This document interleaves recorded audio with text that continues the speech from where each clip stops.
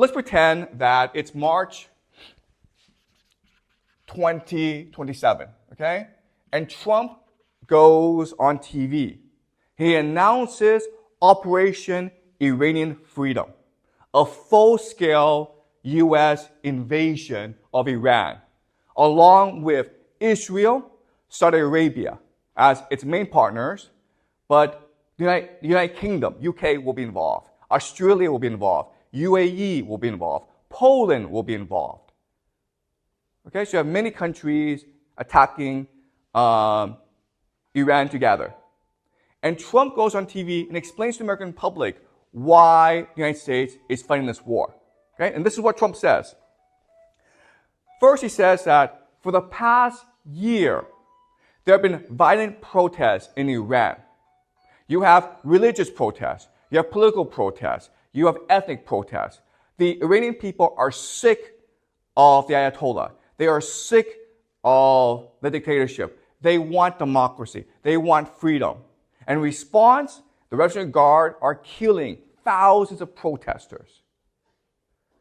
Iran is on the brink of civil war. Therefore, the United States has an obligation to protect the people of Iran. Okay? The people of Iran are praying for freedom and democracy, and the United States, the world's greatest democracy, must give them democracy. Okay? So the first reason is freedom and democracy. Second, U.S. intelligence, along with Israeli intelligence, have discovered that for the past 2 years, Iran has been working very, very hard on developing a nuclear bomb.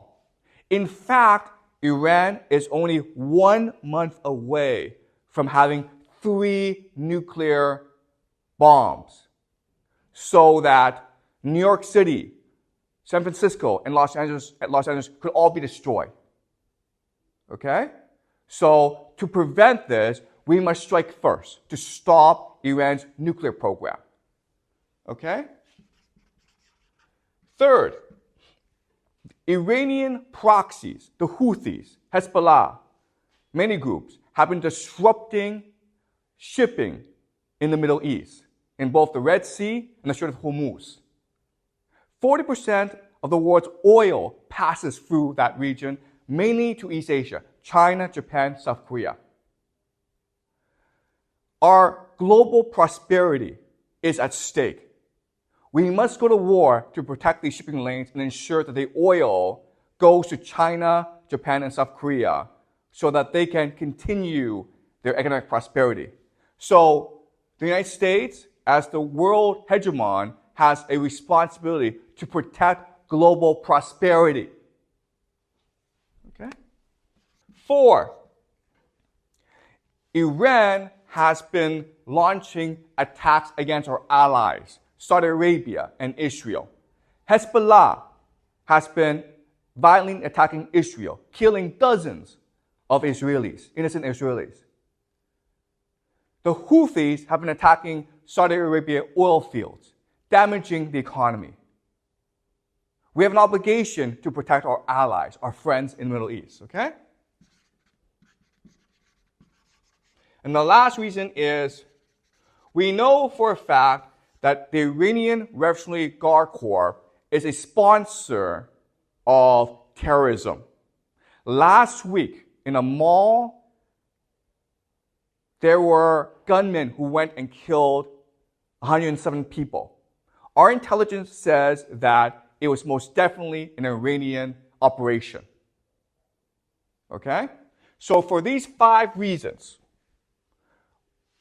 we have decided to invade Iran.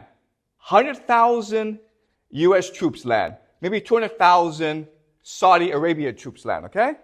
Maybe you have 200,000 to 500,000 troops in Iran. And they are about to strike Tehran in the north, okay? So in the south, the United States and its allies have established a foothold. They have a huge presence in the country, and they're about to attack Tehran, okay? America destroyed Iraq, right? From 2003 into 2011, America was there destroying the country. America said that it would bring freedom, democracy. It would bring prosperity. It would bring wealth. But instead, it just destroyed the country. American soldiers were running into houses every night, pointing guns at children, destroying homes, and arresting men for no reason, okay? Iranians saw all this on TV. They heard about all this from neighbors, okay? So they know that if America comes, it's to destroy the country, not to bring freedom, democracy, not to bring prosperity, it's to destroy the country. That's why they're going to fight, okay? And another reason is that Iranians think that they belong to a great civilization. So they value their freedom and independence. Okay, does that make sense? They're not going to submit to a foreign conqueror. The Iranians are religious. They believe that America is Satan, and they have a duty, a religious obligation to fight Satan. Okay, so for many reasons, there's just no way that the Iranian people are going to stand with America. You might have a minority, but most are going to resist. Okay? At this point, I think the war has been decided. Who has won the war? Okay, obviously this is a trick question. Obviously Iran has won the war. Why? Okay, let's go back to traditional military doctrine, okay? 30 years ago, the US military maintained very standard military doctrine, okay? They maintain three very important principles that all militaries must maintain in a time of war. The first is mass forces. B is avoid encirclement, right? And the third is protect supply lines. Now, the important idea is that when you fight a war like this, okay, which is traditional warfare, you must have the consent of the public, okay? Because it is the public that sends soldiers, that provides money, that gives you political support.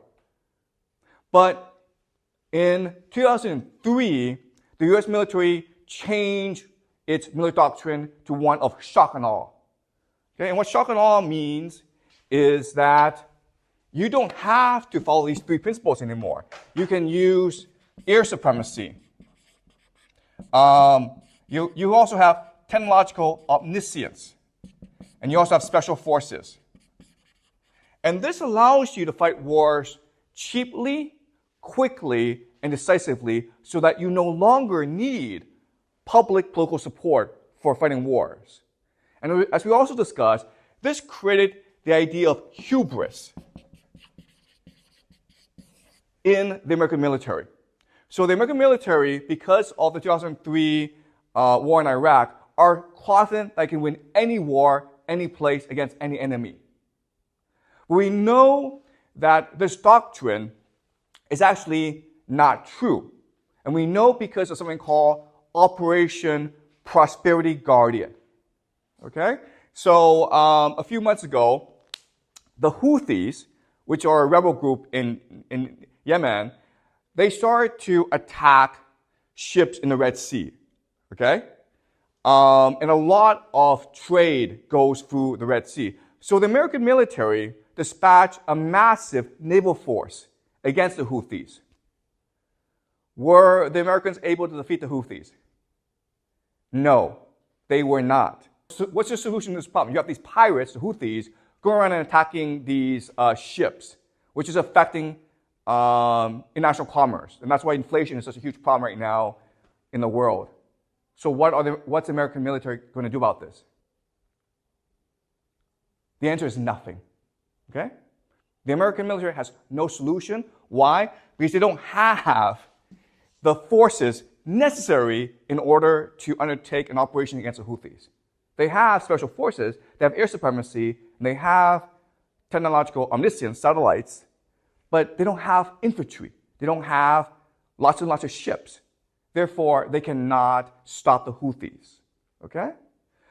And what's really important is that Joe Biden has come out and said that, yes, we know we are losing the war in the Red Sea, and yes, we know that we cannot stop the Houthis, but we are going to continue on this path. Okay? Does that make sense? This is the idea of hubris. Not knowing your limitations. And when you are faced with your limitations, you refuse to accept your limitations. So using traditional military doctrine, explain to me why the United States has lost the war right now. Exactly. First of all, they're in circle, okay? Do you know why? Because Iran are all mountains. It's a fortress, okay? Meaning that to get these troops into the country, you have to airdrop them, right? But guys, once you're in the country, you can't get them out of the country. You understand? Okay, so that's the first problem. They've been encircled, right? What's the second problem?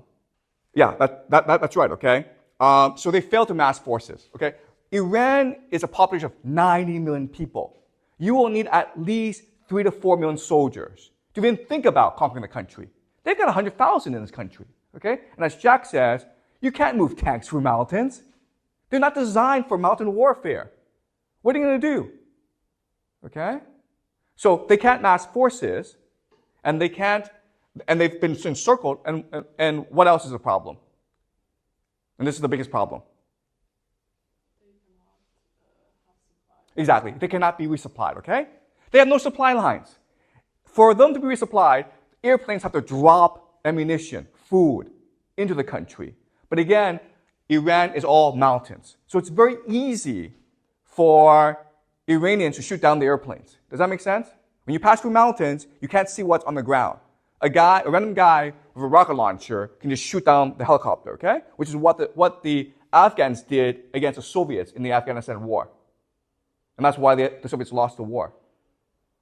A drone can take down any airplanes, okay? So, in other words,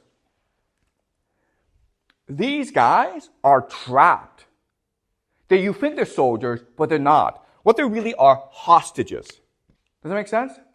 You have too many people in the country, so you can't get them out of the country, but you don't have enough people to actually launch a strike against Tehran.